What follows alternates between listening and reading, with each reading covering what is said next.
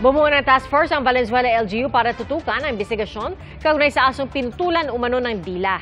Ayon sa lokal na pamahalaan, katuwang nila ang Valenzuela Police at ang City Veterinary Office para sa malalim na pagsisiyasat. Sa pahayag ng unang inilabas ng Valenzuela Police, sinabing nag-iimbestiga na sila para mahanap ang may-ari na aso at makakuha ng kopya ng CCTV footage sa lugar. Isang saksi rin daw ang dumulog sa kanila at nagsabing nasugatan ng asong si Kobe matapos makipag-away sa iba pang aso sa kalsada.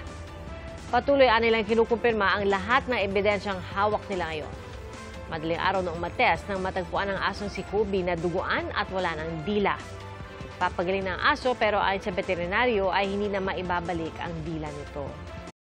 Mga kapuso, maging una sa saksi. Mag-subscribe sa GMA Integrated News sa YouTube para sa iba't ibang balita.